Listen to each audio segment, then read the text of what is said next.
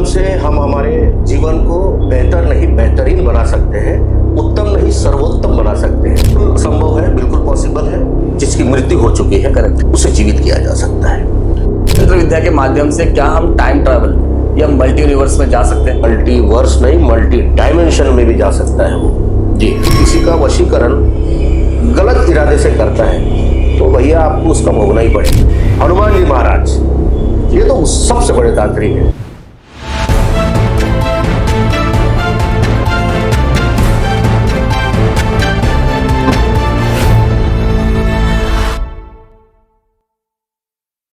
मेरा नाम है दीपांकर और मैं इंजीनियर हूँ। सीजन 2 में आप सब लोग का फिर से एक बार स्वागत है। रिसेंटली आपने एक मूवी देखा होगा, शैतान या वशीकरण, ब्लैक मैजिक, तंत्र विद्या, बहुत सारे ऐसी चीज जो आपके जहन में बहुत सारे सवाल ला देते हैं। फ्रेंड्स, आज जो हमारे गेस्ट हैं आपके इन सारे सवालों के जवाब देंगे। ये कोई साधारण इंसान नहीं है, ये अपने आप में ही एक शक्ति है, एक ऊर्जा है जो आपके पास आपकी जिंदगी में हर तरह की चीजें, हर वो मुमकिन चीजें करवा सकती है जो शायद आपने कल्पना भी नहीं किया होगा, जो कभी अपने सपने में भी नहीं सोचा होगा। सो फ्रेंड्स, आज का जो पॉडकास्ट है ये बहुत ज्यादा इंपॉर्टेंट है। पूरे पॉडकास्ट को ध्यान से देखिएगा, क्या पता है उनमें से कई सारे सवाल आप ही के मन के हैं। और इस पॉडकास्ट को मैं स्पेशली थैंक यू बोलना चाहता हूं मेरे फ्रेंड उत्तम हल्दर, जिन्होंने हमारा पॉडकास्ट देखा और देखने के बाद में हमें इनसे मिलाया। So thank you so much उत्तम। और आपके पास भी अगर इसी तरह से कोई और प्रोफेशनल है जो इस तरह के प्रोफेशन में है और लोगों की सेवा कर रहे, मदद कर रहे अपनी प्रोफेशन के थ्रू, तो हमें जरूर बताए। अगर उनकी स्टोरी में दम है तो हम उनकी आवाज पूरे देश में गुंजाएंगे और सबको बताएंगे उनकी स्टोरी। चलिए फ्रेंड्स, और समय ना लेते हुए शुरू करते हैं आज का पॉडकास्ट। हमारे आज के गेस्ट हैं मिस्टर संजय विश्वास। तो Sanjay sir, welcome to our show. बहुत बहुत धन्यवाद सर। कैसा लग रहा है हमारे शो में आके? मुझे बहुत उत्सुकता है, मैं बहुत उतारू था आपसे मिलने के लिए, और ये पॉडकास्ट के माध्यम से तंत्र को, लोगों के प्रति जो भ्रम है उसको दूर करने का मुझे बहुत एक सुंदर अवसर दिया आपने। मैं दिल से आपका बहुत धन्यवाद करता हूँ। बहुत आभार sir. Thank you so much sir. Sir, इससे पहले कि हम शुरू करें अपने पॉडकास्ट, जी, मैं चाहता हूं कि मेरे ऑडियंस के लिए ना आप बताइए कि ये तंत्र विद्या होता क्या है, और उससे भी पहले आप ये बताइए कि आप इस प्रोफेशन में कब से है या क्या है ये चीज। बहुत सारी उत्सुकता, बहुत सारे सवाल है मेरे पास में आज आपके लिए। एक संक्षिप्त मेरे बारे में मैं बता देता हूँ जी। मैं पॉडकास्ट शुरू करने के पहले मैं मेरे सदगुरु को स्मरित करना चाहूंगा। गुरुर् ब्रह्मा गुरुर् विष्णु गुरुर्देवो महेश्वरा, गुरु साक्षात परब्रह्म, तस्मै श्री गुरुवे नमः। मेरे सदगुरु को आदेश, नाथ जी को आदेश, आदेश आदेश। ओम ब्रह्म श्री काल भैरवाय नमः। अब हम पॉडकास्ट शुरू कर सकते हैं। चलिए, बहुत अच्छा कर सकते हैं। शुभ आरंभ करते हैं भगवान का नाम लेके। तो मैं जानना चाहूंगा कि एग्जैक्टली संजय सर इस प्रोफेशन में कब से है? ठीक है, आज अगर मैं आपकी विद्याओं पे विश्वास करूं तो क्यों करूं, और इसका आपका कितना तजुर्बा है, ये सब चीज मेरा ऑडियंस जानना चाहता है। जी, देखिए, मुझे वैसे ऑकल्ट में यानी आध्यात्मिक क्षेत्र में मुझे बचपन से ही रुचि थी। मैं जब 15-16 साल के था तब मेरे परम पूज्य दादाजी ने मुझे आध्यात्म के क्षेत्र की ओर प्रेरित किया। ठीक है। और उनसे ही मैंने थोड़ा बहुत शुरुआत के मेरे दिनों में मैंने उनसे सीखा। उसके बाद मेरी उत्सुकता बढ़ी, जिज्ञासा बढ़ी, तो मैं तंत्र के क्षेत्र में लगभग एक 15 से 20 साल के भीतर आप मुझे बोल सकते हैं। फिर मैं एस्ट्रोलॉजी में भी इंटरेस्ट लेने लगा, फिर न्यूमरोलॉजी में, फिर वास्तुविद में। लेकिन तंत्र के बारे में जो भ्रम है, जैसा आपने कहा, आप विश्वास क्यों करें या कोई क्यों करे, हमारी जो साधारण सामान्य जनता है क्यों वो तंत्र पे विश्वास करे। करेक्ट। तो मैं तंत्र के बारे में केवल एक लाइन में एक बात बोलना चाहूंगा जो मैं अक्सर बोलता हूँ जी, कि जो तंत्र हमारे आदिनाथ आदि गुरु यानी बाबा भोलेनाथ शिव जी, उनके श्रीमुख से निकला है माता पार्वती को देने के लिए, तो वो तंत्र गलत या कैसे अहित इसका कैसे करेगा? नहीं करेगा। सही है। बहुत महान चीज है तंत्र। तंत्र के माध्यम से हम हमारे जीवन को बेहतर नहीं बेहतरीन बना सकते हैं, उत्तम नहीं सर्वोत्तम बना सकते हैं। तंत्र में इतनी शक्ति है। तो एक लाइन में मैं बस फिर से यही कहना चाहूंगा, तंत्र बिल्कुल गलत नहीं है, बहुत अच्छी चीज है, बहुत महान है।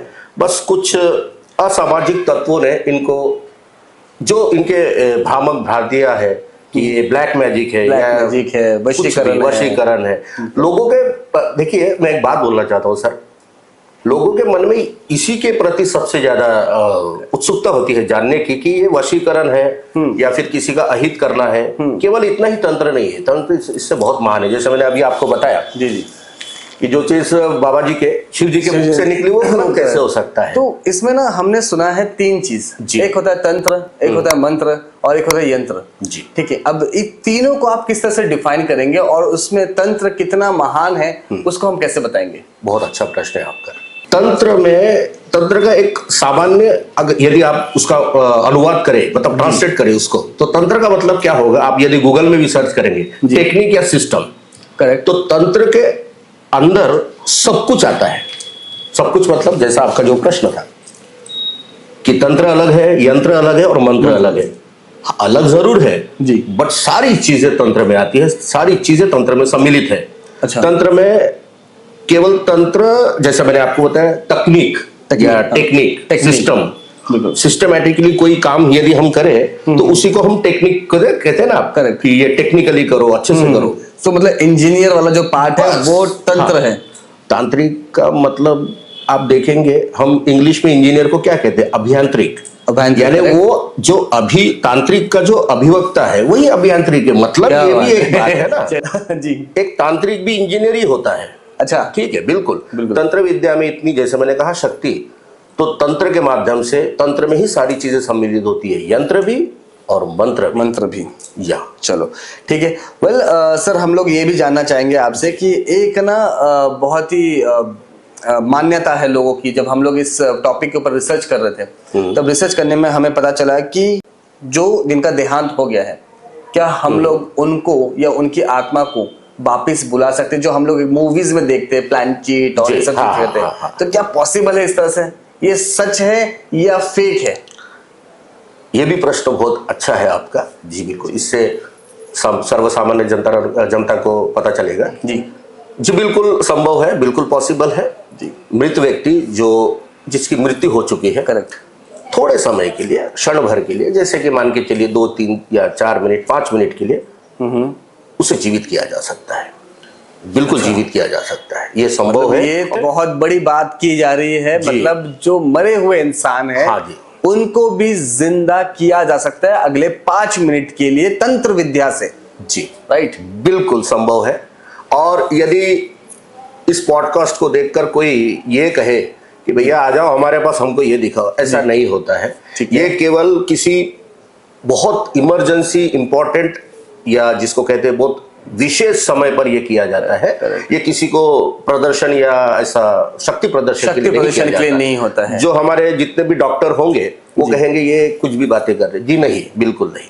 जहां विज्ञान समाप्त होता है, तंत्र वहां से प्रारंभ होता है। क्या बात है, ये बात एक्चुअली ये तो हमने भी कई बार देखा है। जब कोई हॉस्पिटल में रहता है, ठीक है, देन उसका हम लोग जब दो वेवलेंथ जब देखते हैं कि वो अप एंड डाउन होता है, and then all of sudden जब वो स्ट्रेट हो जाता है, एंड देन उसके बाद में जैसे ही उसको शॉक दिया जाता है, देन अगेन वो वेवलेंथ फिर से शुरू हो जाता है। तो कहीं ना कहीं वो मृत्यु लोक को टच करके वापस आया ही है। तो मेडिकल साइंस को तो मानना पड़ेगा कि ये पॉसिबल है। देखिए ना, इसको आप सीपीआर कहते हैं। करेक्ट, सीपीआर के थ्रू उसको, मतलब जिसका जो हार्ट ब्लॉक हो गया था या बंद हो गया, करेक्ट, आपने उसको पंपिंग करके उसको शुरू कर दिया। बिल्कुल बिल्कुल। तंत्र में वो शक्ति है। जैसा देखिए, मैं इसके साथ में छोटी सी एक बात बताना चाहता हूँ कि ऐसा क्यों किया जाता है, किसी मृत व्यक्ति को 2, 4, 5 मिनट, 10 मिनट के लिए क्यों जीवित किया जाए, लाभ क्या है इससे, फायदा क्या है? करेक्ट, हाँ जी। देखिए, प्राचीन काल में क्या होता था, क्योंकि जैसा कि हम सब जानते हैं कि हमारे देश में बहुत सोना बहुत है, गोल्ड बहुत है, बिल्कुल, आज भी है। आज भी है, बिल्कुल है जी। अच्छा, हमें तो लगा कि सब लूट के ले गए इंग्लैंड वाले। जितना ले गए उससे कई गुना और है हमारे। अच्छा, उससे भी ज्यादा है। हमारा देश ऐसे ही सोने की चिड़िया नहीं कहलाती थी। अच्छा, आज भी सोने की चिड़िया बिल्कुल है जी। क्या होता था कि मुगलों से बच के, उसके बाद अंग्रेजों से बचने के लिए, क्योंकि हम सब जानते हैं कि वो समय कैसे था, तो हमें लूट लिया करते थे। हमारे सबके घर में सभी लोग बहुत समृद्ध थे, इतने समृद्ध थे कि हमारे पास, मतलब हर परिवार के पास कम से कम 10-20 किलो सोना होता था। करेक्ट, देखिए, हम कोई मेजर नहीं करने के, मैं इन जनरल बात बोल रहा हूँ। तो क्या है, जैसा कोई बुजुर्ग मुखिया है अपने घर का, हेड ऑफ द फैमिली, उसकी एकदम ऑल ऑफ अ सडन उसकी डेथ हो गई, अब उसने कहीं गाड़ के रखा, छुपा के रखा, तो क्या करे? तो उस समय ये विद्या के माध्यम से मतलब मृत व्यक्ति को 2 4 5 मिनट के लिए उसको जीवित करके वो अपने बच्चों को या जिसको उसको बताना है उसको बताता था। तो इस वजह से ये विद्या काम आती थी। और दूसरा एक और बताना चाहता हूँ कि किसी व्यक्ति का समझिए उसका किसी ने कर दिया ऐसा कुछ भी जी, लेकिन वो तो मर गया, पता नहीं, तो वो कम से कम किसने उसके साथ ये दुष्कर्म किया या उसके साथ ये उसकी हत्या हो गई या जो भी हुआ, तो वो बता सकता था। इसके लिए ये विद्याएं काम आती थी। लेकिन बहुत लोगों ने इसका फिर मिसयूज किया इस वजह से, अदरवाइज बिल्कुल संभव है ये चीज। अच्छा, तो ऐसे कोई पर्टिकुलर टाइम है कि आप मृत होने के इतने समय तक ही आप उनको जीवित कर सकते हैं या उसका कोई ऐसे टाइमलाइन ही नहीं है? नहीं, इसके लिए इसका समय सीमा है कि मृत व्यक्ति के कम से कम 3 से 6 घंटे, 6 घंटे बहुत हो गया, उसके पहले उसका शरीर, उसका शव है वो उपलब्ध होना चाहिए। उसके बाद संभव थोड़ा मुश्किल है, थोड़ा मुश्किल क्या, नहीं हो पाएगा, लेकिन विदिन 6 आवर्स यदि उसका शव उपलब्ध है तो बिल्कुल संभव। तो क्या यही रीजन है जब हम देखते हैं, जैसे हमारे हिंदू तत्वों में देखते हैं, ठीक है, कि जब किसी का मृत्यु हो जाता है तो हम किसी रिश्तेदार को उसके पास में बिठा के रखते हैं, उसको टच करके रखते हैं, इससे इसका कोई रिलेशन नहीं, वो एक अलग कारण है। अच्छा, कोई भी व्यक्ति जब उसकी मृत्यु हो जाती है वो तो पहले प्रेत बनता है, ठीक है, ये कोई माने या ना माने, लेकिन बिल्कुल वो पहले प्रेत बनता है। प्रेत के बाद उसकी योनि, फिर वो स्वर्ग जाएगा, नर्क जाएगा, उसके बाद उसका पुनर्जन्म होगा, रिबर्थ होगा, या वो मोक्ष को प्राप्त होगा, वो बात की बात है। हर व्यक्ति की बात कर रहा हूँ, व्यक्ति नहीं, हर जीव की बात कर रहा हूँ। वो मृत के बाद मतलब मरने के बाद वो पहले तो प्रेती बनता है। अच्छा, हाँ, तो क्या है, उसकी जो आत्मा है वो आसपास घूमते रहती है उसी समय, जैसे उसके सारे जो परिवार के परिजन होते हैं, ठीक है, जो विलाप करते हैं, रोते हैं, तो सब देखता है कि आज कौन है, क्या, सब कुछ देखता है। बस इतना है कि वो किसी से ना बात कर पाएगा, ना उसको कोई आवाज सुन पाएगा, ना वो किसी को टच कर पाएगा। अच्छा, किंतु वो बिल्कुल वहां मौजूद होता है, ये सत्य है। हर मानव की बात कर रहा हूं, हर मनुष्य की बात कर रहा हूं। उसके मृत्यु के बाद वो वही आसपास, जब तक उसका शवदाह नहीं होता, मतलब अंतिम संस्कार नहीं होता, तब तक वो वही मौजूद रहता है। बिल्कुल। ओके।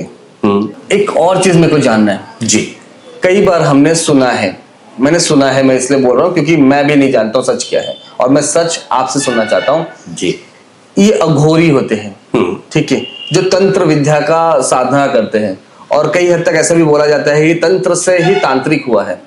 जी बिल्कुल। अब इस बात में कितनी सच्चाई है कि ये जो अघोरी होते हैं ये जले हुए मांस खाते इंसान के, या फिर शमशान में रहते हैं, या बहुत ही एकदम नॉर्मल सोसाइटी से एकदम अलग है, ठीक है, तो क्या इन लोग भी तंत्र की विद्या को ही इस्तेमाल करते हैं या इनके लिए कोई अलग विद्या है?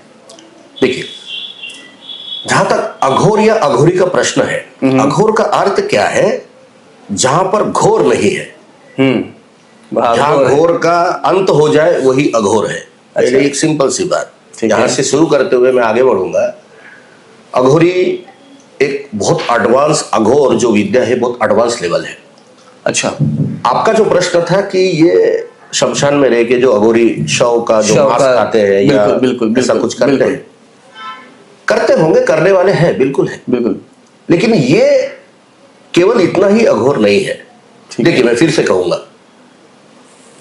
शिव जी को, बाबा जी को अघोरेश्वर कहा गया है। हाँ। तो क्या हम ये विचार कर सकते क्या बाबा जी यानी शिव जी भी शव का मांस खाते होंगे, क्योंकि वो तो सबसे बड़े अघोरेश्वर है? अच्छा, नहीं, ऐसा है, ये भ्रम है। इसी भ्रम को मैं आपका फिर से धन्यवाद देना चाहता हूं ऐसे प्रश्नों के लिए, इस पॉडकास्ट के लिए। अघोर एक बहुत सुप्रीम लेवल है, बहुत एडवांस लेवल है। अघोर में देखिए 2 प्रकार के मार्ग होते हैं, ठीक है, जिसको कौलाचार भी बोला जाता है। क्या होता है? एक मार्ग होता है वामाचार, या उसको वाम मार्ग कहते हैं। वाम का मतलब लेफ्ट, जिसमें पंच मकार होते हैं। ओके, पंच मकार यानी क्या? पंच मकार मतलब 5 म। पहला म मध्य यानी वाइन या शराब, आप जिसको बोले, ये मैं अघोर से संबंधित उसका प्रश्न का उत्तर दे रहा हूं। दूसरा म है मीन, मीन माने मत्स्य, मछली जी। तीसरा है मांस। चौथा है मुद्रा, यह मुद्रा का मतलब अन्न से है, अच्छा, हाँ, रोस्टेड ग्रेन्स, खाने पीने की चीजें। और पांचवा है मैथुन। इस मैथुन के ही चक्कर में पाश्चात्य लोगों ने इसको पूरा बदनाम कर दिया, अघोर को। ये पंच मकार के ही माध्यम से वामाचार, जो वाम मार्गी होते हैं, वो लोग तंत्र विद्या से कोई भी चीज कर सकते हैं। बट इसमें भी शव, जो शमशान में आपने कहा मानव शव, उससे कोई मांस खाता है, वो एक अलग चीज है, ये इस पे नहीं आता है। हाँ, उससे कुछ वो गलत चीज कर सकते हैं। देखिए, अच्छे बुरे तो सारे जगह हर प्रोफेशन में है, आप माइंड नहीं करना, आपके भी प्रोफेशन में अच्छे बुरे, हर प्रोफेशन में अच्छे बुरे लोग हैं। बिल्कुल। तो अघोर ये बहुत सुप्रीम और एडवांस लेवल है, जैसा मैंने आपको पंचमकार के बारे में बताया। और इसके बिना भी आप अघोरी बन के मानव सेवा, जन कल्याण कर सकते हैं। जी बिल्कुल। तो अघोर मैं साधारण भाषा में समझूं तो तंत्र विद्या का पीएचडी लेवल है। बिल्कुल, उससे भी आगे जी बिल्कुल। ओके, बहुत आगे। चलिए ठीक है।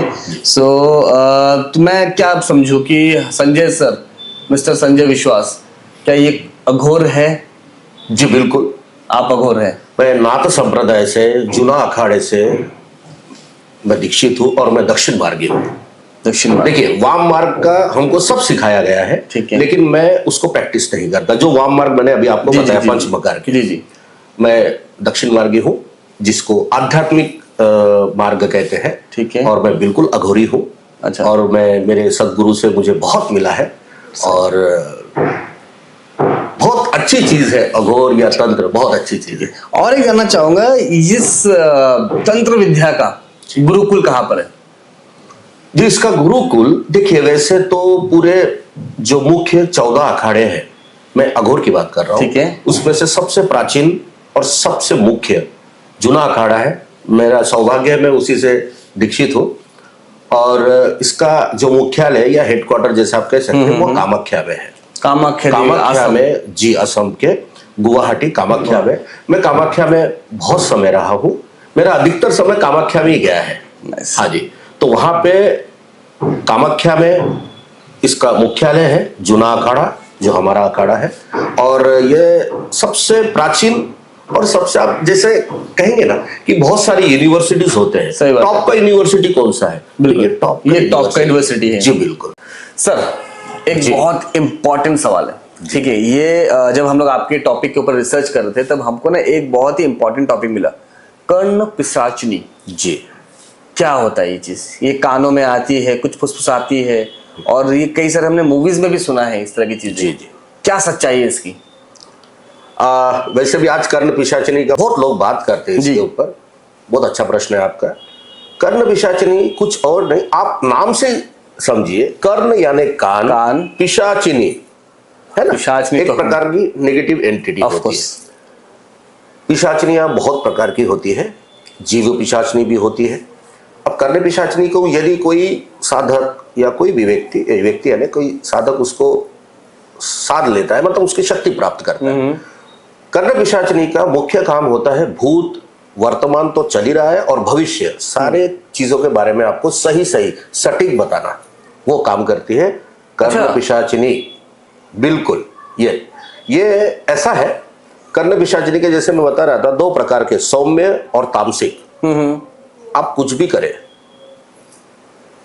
थोड़ा रिस्की तो रहता है, बिल्कुल रिस्क रहता है। तो बहुत लोग बोलने के लिए बोलेंगे कि सौम्य तो कुछ नहीं करती है, नहीं, ऐसा नहीं है।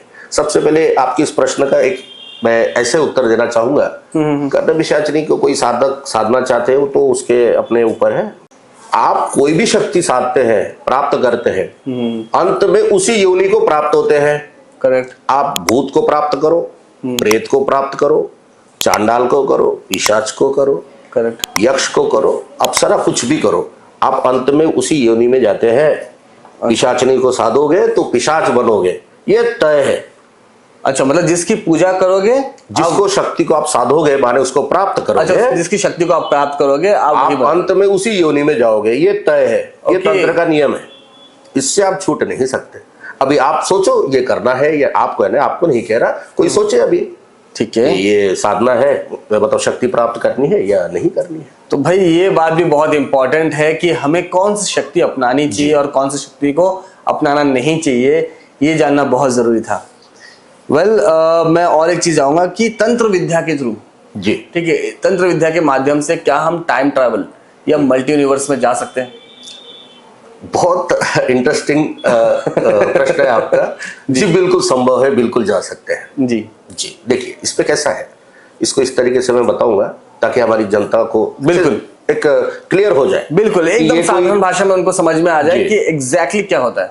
बिल्कुल, तो कोई भ्रम में ना रहे कि हम ऐसा उड़ के चले जाएंगे, नहीं।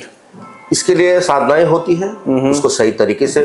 मैं सबसे पहले ये कहूंगा सभी दर्शकों से कि एक योग्य गुरु के गाइडेंस में ही ये कुछ करें, अन्यथा ये किताबी या कुछ सोशल मीडिया पे देख के कुछ ना करें, बहुत रिस्की है ये।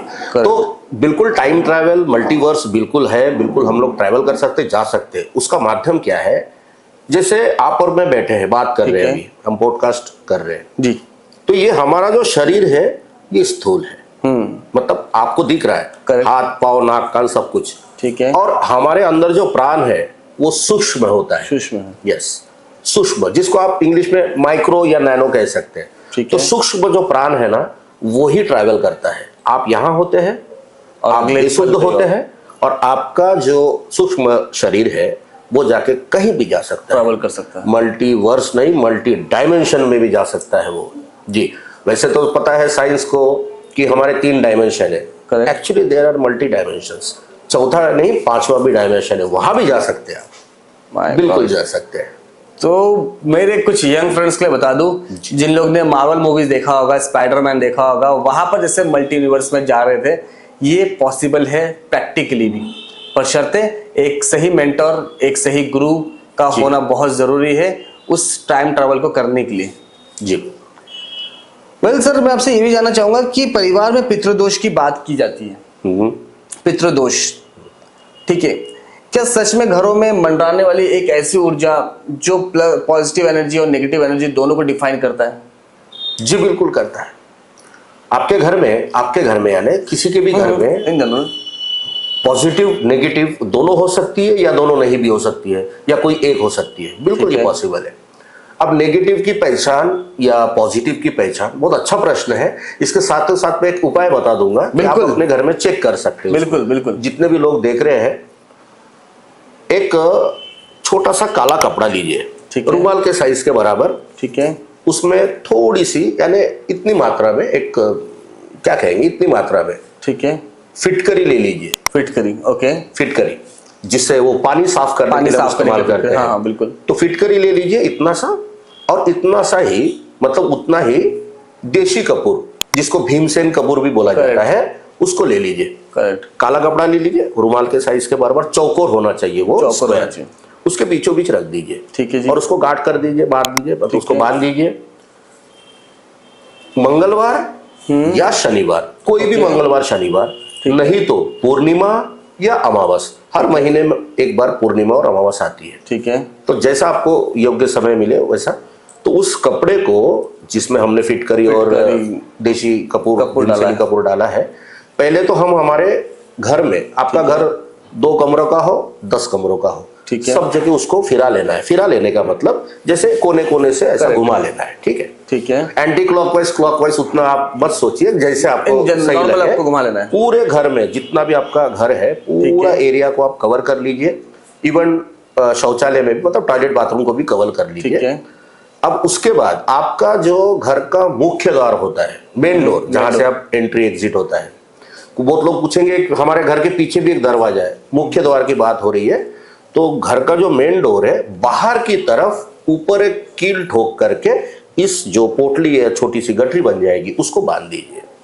आपके घर में यदि नेगेटिव एनर्जी है, नहीं भी है, वो बाहर निकल जाएगी, और कभी आपके घर में नेगेटिव एनर्जी एंट्री नहीं करेगी। मान के चलिए किसी घर में कोई नेगेटिव एनर्जी नहीं है, लेकिन भविष्य में उसके घर में कभी एंट्री नहीं करेगी, ऐसा नहीं है ना, तो उससे आपको बचाव होता है। और यदि घर में नेगेटिव एनर्जी है, किसी प्रकार की हो, वो बाहर निकल जाती है।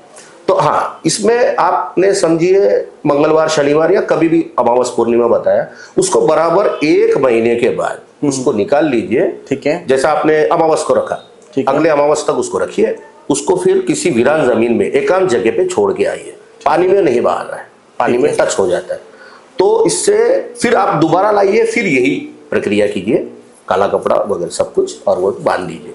ऐसा अगर आप 6 महीने तक भी करते हैं तो आपके घर पूरा सुरक्षित हो जाता है। वैसे तो पहले महीने से आपको इसके रिजल्ट मिलना शुरू हो जाते हैं। तो ये बहुत एक अच्छा उपाय है, सभी दर्शक इसको कर सकते हैं, और इसमें ना किसी का कोई नुकसान नहीं होगा, ये मैं बताना चाहता हूँ। सर्वसाधारण उपाय है, कोई भी कर सकता है इसे। फ्रेंड्स, इससे अच्छी रेमेडी क्या हो सकती है? ना ज्यादा इसमें खर्चा लग रहा है और ना ही ज्यादा इसमें मेहनत। बहुत ही साधारण तरीके से आप इस चीज को अपने घर में, अपने ऑफिस में, या जहां पर भी आपके कारोबार में आप इसको ट्राई कर सकते हो, और बिलीव कीजिए रिजल्ट एक्चुअल में आता है। बिल्कुल आता है। तो सर, अभी आपने जैसे बताया पूर्णिमा और अमावस्या, ठीक है, हमने देखा है कि इस तंत्र विद्या में पूर्णिमा और अमावस्या का भी काफी महत्व है। बहुत। हर अच्छे काम या हर बुरे काम दोनों इसी 2 दिनों में किया जाता है जी। ठीक है, इसको हम लोग किस तरह से डिफाइन करेंगे कि इस रात में ऐसा क्या होता है? जी, देखिए, पूर्णिमा और अमावस्या ये बहुत शक्तिशाली इसलिए होते हैं। पूर्णिमा में हमको पूरा चांद दिखता है। देखिए, चांद सूरज तो अपने जगह पे है, ठीक, करेक्ट। पूर्णिमा में जो पॉजिटिव एंटिटीज है या जो भी एंटिटीज है, शक्तियां, जो जिसको हम पराशक्ति कहते हैं, जिसे हम अपनी आंखों से नहीं देख सकते, जिसके हम बात कर रहे हैं, करेक्ट, वो शक्तियां एक्टिव हो जाती है। ये उनके दिन होते हैं। और जो ये अमावस्या होता है, उस समय नेगेटिव एंटिटी थोड़ा उनका भार ज्यादा होता है। तो इसीलिए ये पूर्णिमा और अमावस्या बहुत विशेष होता है। खासकर किसी तांत्रिक जो ऐसे कुछ काम करते हैं, बिल्कुल आपने जो कहा, जो पूछा, बिल्कुल सही है। इसका विशेष महत्व है। और अमावस्या से पितरों को भी जोड़ा जाता है। हमारे जो पूर्वज है, जो जीवित नहीं है, पितरों से जोड़ा जाता है। इसमें मुझे एक छोटा सा मैं बता देता हूं हमारे दर्शकों के लिए। बिल्कुल। जब भी आपको अमावस्या के दिन, खासकर दिन यानी पूरा जो अमावस्या का देख लेना, आजकल तो सब मोबाइल में अवेलेबल है, आजकल तो ऑनलाइन सब मिल जाता है। हाँ, तो अमावस्या के दिन आपने एक छोटा सा काम करना है, जिससे आपके पितृ खुश हो जाते हैं, उनको अरे अच्छा लगता है। खुश करने के लिए ये बहुत छोटा सा उपाय है, कुछ नहीं करना है आपको। एक छोटा सा आप काले तिल ले लीजिए। 2-3 चीजें बताता हूं, जिसको जैसा लगे वो कर सकता है अपने हिसाब से। अमावस्या के दिन किसी भी आप शिवालय में चले जाए, मतलब शिव मंदिर चले जाए, जहाँ पे शिवलिंग होता है, उसको शिवालय कहते हैं। उसमें दूध में थोड़े से काले तिल मिला के आप शिवलिंग पे चढ़ा दीजिए। इससे शिव जी तो खुश होते ही है, ठीक है, हमारे पितृ बहुत खुश होते हैं। मात्र इतना करने से अमावस्या के दिन शिवालय में जाकर के आप कभी भी जाइए, ठीक है, सुबह, दोपहर, शाम, जब भी आप थोड़ा सा दूध में काले तिल मिला करके यदि शिवलिंग पे चढ़ाते हैं और अपने पितरों को थोड़ा सा याद करते हैं, तो पितर बहुत खुश हो जाते हैं। इसीलिए अमावस्या का और पूर्णिमा का विशेष महत्व। हाँ जी। चलिए, सो गाइज, बहुत बढ़िया चीज पता चली। एक ऐसी रेमेडी जो आप अपने घर पे या घर के बाहर, जैसे गुरुजी ने कहा, घर के बाहर और मंदिर में, शिव मंदिर में आप कर सकते हो, और बहुत ही सस्ते और किफायती दामों वाले नुस्खे हैं, जिससे आप अपने पितरों को या अपने पूर्वजों को खुश कर सकते हैं, और जिसमें आपकी सारी मनोकामनाएं पूरी हो सकती है। और मत भूलिए, आज शनिवार है, तो आज शनिवार के दिन भी आप ये कर सकते हैं। सर, ये मारण मोहन वशीकरण, जी, क्या अंतर है इसमें? देखिए, सबसे पहले तो तंत्र में जो षट कर्म होते हैं, षट कर्म यानी 6 प्रकार के कर्म होते हैं, ठीक है। एक शांति कर्म होता है, ओके, वशीकरण होता है, जो आज के तारीख में सबसे ज्यादा चलन में है। हाँ, बिल्कुल, सबसे ज्यादा। बिल्कुल, किसी भी आप कोई भी तांत्रिक के पास जाएंगे, सबसे पहले लोग आते ही उसी के लिए वशीकरण कर दो, वशीकरण कर दो, किसी के लिए जो भी है जी। तो शांति कर्म है, वशीकरण है, विद्वेषण है, उच्चाटन है, स्तंभन है, और जो अंतिम है छठा, वो है मारण। ये सब षट कर्म में आते हैं। देखिए, ये षट कर्म अच्छा बुरा जैसा आपने जो पूछा है, ये क्या होता है? शांति कर्म को यदि हम साइड में रखें तो बाकी जो 5 कर्म है, ये हमेशा अधिकतर लोग, देखिए, जैसा काम करोगे वैसा आपको भोगना पड़ेगा, जैसा कर्म वैसा। यदि हमें यानी कोई भी XYZ यदि किसी का वशीकरण गलत इरादे से करता है, तो भैया आपको उसका भोगना ही पड़ेगा। आपको भी, और जो आपके जो भी तांत्रिक कोई भी XYZ कर रहा है, उसको भी भोगना पड़ेगा। वशीकरण मतलब किसी को अपने वश में कर लेना, वश में करना, वो हमारी बात सुने, हमारी बात माने। जब मेरे पास लोग आते हैं वशीकरण का, मैं उनका ही काम करता हूं। जैसे पति पत्नी में बहुत लड़ाइयाँ हो रही है, उनका मामला यहाँ तक आ गया कि वो अभी विच्छेदन हो रहा है, डिवोर्स हो रहा है, डिवोर्स होना, तो डिवोर्स बच जाए, मतलब ये आप एक अच्छा काम कर रहे हैं, तो ठीक है, तब आपका इंटेंशन साफ है। हाँ, आपका उद्देश्य बहुत अच्छा होना चाहिए। फिर स्तंभन माने किसी को रोक देना, उच्चाटन माने किसी का मन उसको भ्रम कर देना, है ना, इस प्रकार से। और विद्वेषण यानी दो लोगों के बीच में लड़ाई करवा देना। अच्छा। और मारन तो ऐसा किसी को मार ही देना, वो है मारन। तो ये सारी चीजें षटकर्म में आती है। तो ये सारी विद्या आपके तंत्र में आती है? मेरे तंत्र में जी बिल्कुल आती है, हम तंत्र में आती है, तंत्र में आती है जी बिल्कुल आती है। चलिए ठीक है सर जी। एक बहुत इंपॉर्टेंट सवाल, जब रिसर्च कर रहे थे आपके टॉपिक पे या आपके सब्जेक्ट पे, तब हमें ना बार बार एक ही चीज दिख रहा था, लाल किताब। अब ये लाल किताब वो कोई डॉन मूवी का कोई ऐसा सीक्रेट लिखा वाली डायरी तो नहीं जो तिजोरी में छिपा के रखा है और जिसको प्राण लेके भागेगा?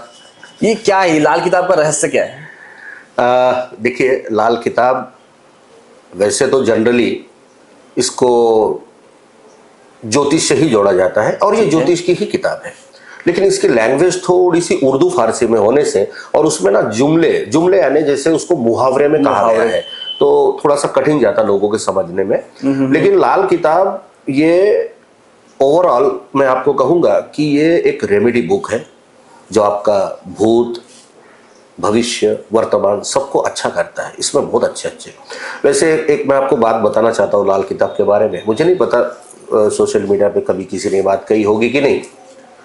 ये एक्चुअली रावण का बनाया हुआ है। Oh my God. हाँ, रावण की जो रावण संहिता है और एक आती है काली किताब। जैसे लाल आपने कहा डॉन में लेके वो जी ऐसा नहीं है। वो लाल किताब को वो मैं अभी आगे बताऊंगा। जिस प्रकार काली किताब है, रावण संहिता है, लाल किताब है, इसके जनक रावण ही है। अच्छा। ये तो बाद में कालांतर में यानी जब ये विद्या लुप्त होने लगी तो लोगों ने उसको कंपाइल करके इकट्ठा करके अपना अपना नाम दिया। जैसे लाल किताब के आपने जो पूछा, ये बहुत पुराना नहीं है, ये 400-500 साल पुराना है, लेकिन विद्या उस जमाने की है, प्राचीन काल की, युगों पुरानी, रावण के समय की। हाँ, क्योंकि रावण बहुत बड़ा तांत्रिक था, ये तो हम सब जानते हैं। बिल्कुल। देखिए, मैं इसलिए और एक बात बोलता हूं, जब बात निकली है तो थोड़ी आगे जाएगी। जी।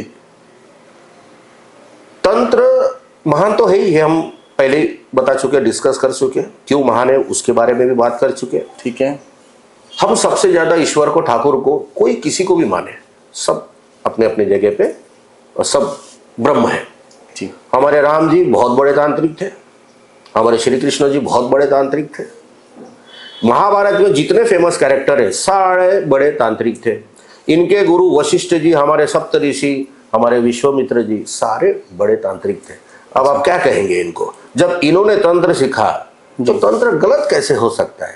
हमारे ईश्वर, हमारे महाअवतारों ने सीखा, ये सारे बड़े तांत्रिक थे अपने अपने जगह पे। अर्जुन कितने बड़े तांत्रिक थे, कर्ण बहुत बड़े तांत्रिक थे, राम लक्ष्मण, और सबसे मुख्य बात हनुमान जी महाराज, ये तो सबसे बड़े तांत्रिक है। सबसे अब बोलिए। चलिए ठीक है जी। तो लाल किताब ये जैसे मैं आपको बता रहा था, ये एक रेमेडी बुक है। ये आपके जीवन को बेहतर से बेहतरीन बनाती है। संजय सर, हाँ जी। मैं जानना चाहूंगा कि तंत्र विद्या के थ्रू तो आप ये भी बता सकते हो ना कि किसके पास में कितना समय है? देखिए दीपांकर जी, ऐसा है, बिल्कुल बता सकते हैं, लेकिन ये बताना ना सर्वथा निषेध है, वर्जित है। अच्छा। और ये गुरु शिष्य का परंपरा में मैं ही नहीं, आपको जो भी अच्छे, मैं आपको अच्छा नहीं कह रहा, बट ये बताना सर्वथा निषेध है। आप बाकी कोई प्रश्न या कोई आपकी प्रॉब्लम हो, किसी की कोई हो, उसको बताएंगे, सॉल्व करने का प्रयास करेंगे और उसका समाधान भी कर देंगे। लेकिन मृत्यु एक अटल है और उसका समय मैं तो एटलीस्ट नहीं बताऊंगा, और नहीं बताना चाहिए, निषेध है, वर्जित है। तो कभी ऐसा हुआ हो हाँ। किसी तंत्र विद्या के गुरु ने या आपके जैसे जो और भी जो प्रैक्टिस कर रहे हैं तंत्र विद्या के, उन्होंने इस नियम का उल्लंघन किया हो? हाँ, ऐसे काफी लोग हैं, बहुत सारे लोग हैं। तो क्या होता है उनके साथ में? उनके साथ होता है, देखिए कैसा है, ये सारी जो तंत्र विद्या जैसे मैंने आपको बताया आदि गुरु आदिनाथ भगवान शिव से चली आ रही है। तो आपने वो नियम का उल्लंघन किया, आपको अपने कर्म का वो भोगना पड़ेगा। अच्छा करेंगे तो भी भोगना पड़ेगा, क्योंकि ये बुरे कर्म में आता है। ये आपको जब सदगुरु से आपको ये सब शिक्षा मिलती है तो उसी वक्त आपके कुछ नियम और पालन होते हैं संयम के साथ में, नियम के साथ में। तो उसी में ये आता है कि आप कभी किसी को ये प्रेडिक्ट या उसको ये नहीं बताएंगे कि उसकी मृत्यु कब होने वाली है। अरे उसकी जिंदगी दुभर हो जाएगी। अच्छा, तो मृत्यु को छोड़ के सारे भविष्यवाणी कर सकते हैं?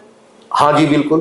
तो आप ये बोलना चाहते हैं ऑन कैमरा कि इंडिया वर्सेस पाकिस्तान के मैच में कौन जीतने वाला ये भी बता सकते हैं? देखिए फिर इसको ना थोड़ा सा इस प्रकार से है, ये जो जुआ, सट्टा, लॉटरी जो चीजें होती है, ठीक है, बिल्कुल इसकी साधनाएं होती है, लोगों ने शक्तियां प्राप्त कर चुके, इससे पैसे भी कमाते होंगे बिल्कुल। बट ये कितना भी हम कहेंगे ये इलीगल काम है। पहली बात तो किसी को जुआ, सट्टा, लॉटरी ये सब नहीं करना चाहिए।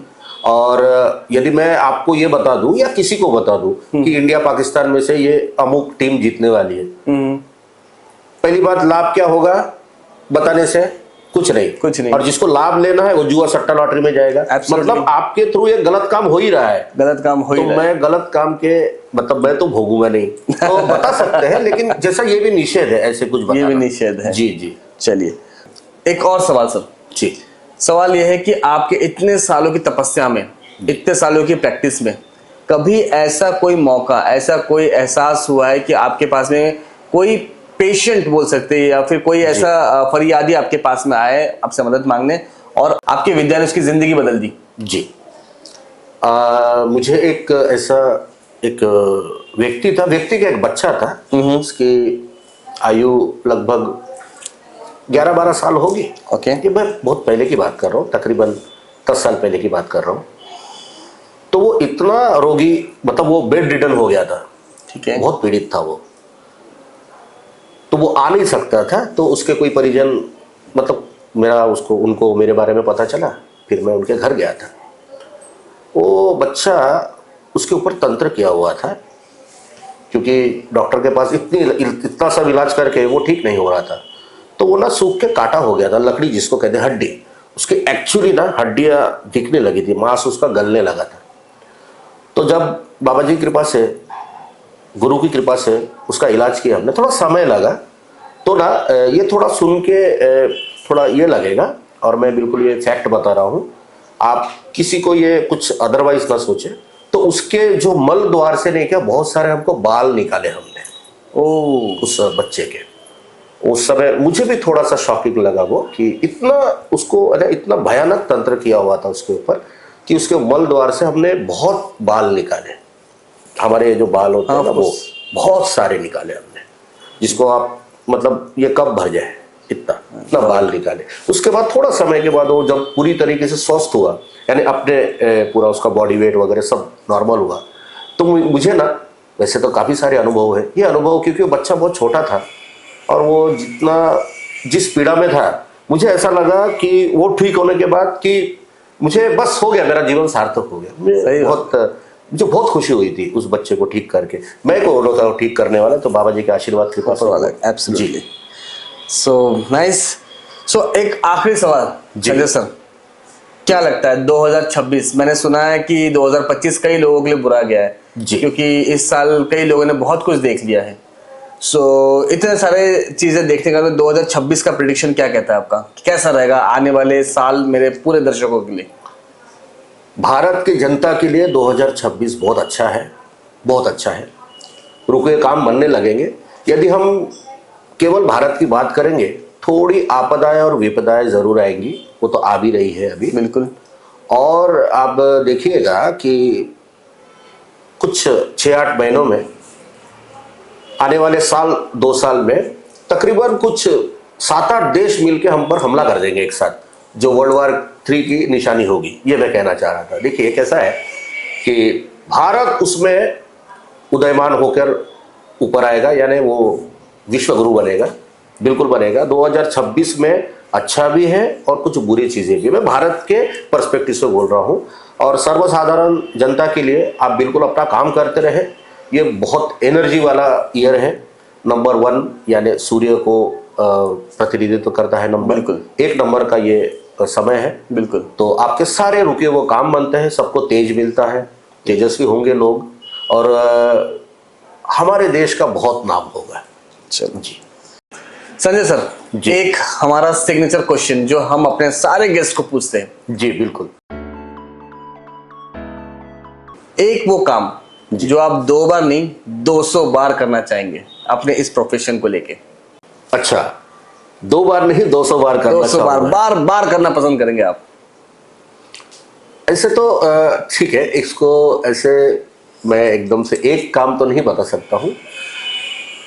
मुझे यदि जब भी मौका मिलेगा किसी का भला करने के लिए तो मैं ज़रूर करूँगा, और वो किसी माध्यम से हो। मैं यही कहना चाहूँगा, जो बिल्कुल असहाय हो गए, निर्धन है, बहुत पीड़ा में तकलीफ में है, मैं उनका काम फ्री में कर दूंगा। क्या और बात ये है। मुझे क्योंकि मेरे सदगुरु से ये मिला है, उसी परंपरा को मैं आगे बढ़ाऊंगा।